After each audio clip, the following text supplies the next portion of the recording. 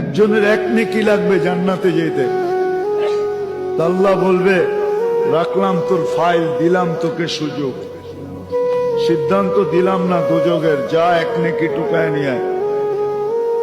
তো কিয়ামতের মাঠে সমস্ত আপনজনের কাছে যাবে, কেউ নেকি দিবে না, নৈরাশ হয়ে চলে আসবে, ভাববে দোজখ অবধারিত। ফাঁসির আসামি যখন চাইনা ফেলে কালকে ফাঁসি, ওর যেরকম অবস্থা হয় এর চেয়ে কোটি গুণ অবস্থা খারাপ হবে ওর। অপরিচিত একজন ডাকবে, এদিকায় তোর এই অবস্থা কেন, দুরবস্থা? বলবো আপন জনের কাছে বলছি, কোনো কাজে দেয় না, তোমাকে তো চিনি না। বইলা তো দেখতে পারিস, যদি কাজে লাগলো এক নেকি হইলেই জান্নাত। তো যাবে হাত দিয়া বলবে ল এক নেকি, এক নেকির জন্য তোর এই দুরবস্থা। তো ও এক নেকি পাইয়া অতটুক খুশি হবে, ওর চেয়ে কোটি গুণ খুশি হবে কেউ যদি আকাশের চাঁদ হাতে পায় যতটুকু খুশি হবে, এর চেয়েও কোটি গুণ যাবে। জয় আল্লাহকে বলবে এক নেকি নিয়ে আসছি, আমার ফাইলটা লন।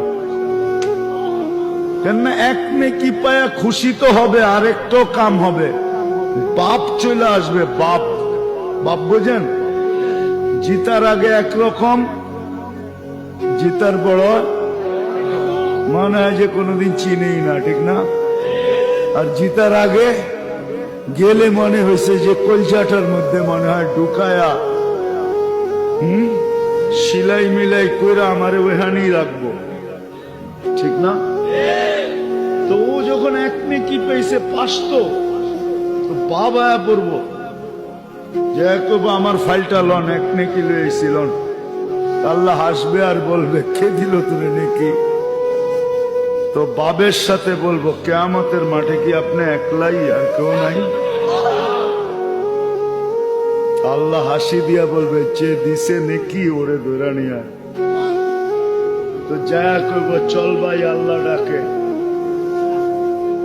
এতক্ষণ তো ভালোই আছিলাম, নেকি দিলাম আর বিপদে পড়লাম, চল যাই আল্লাহর কাছে।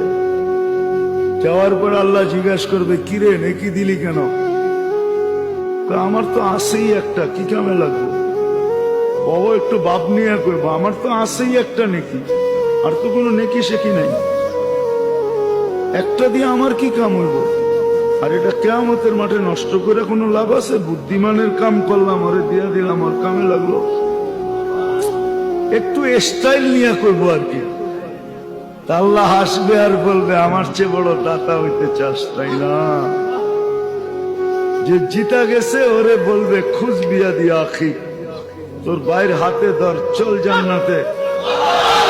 আমি আমার চেয়ে কাউকে বড় দাতা হইতে দিব না, না না না।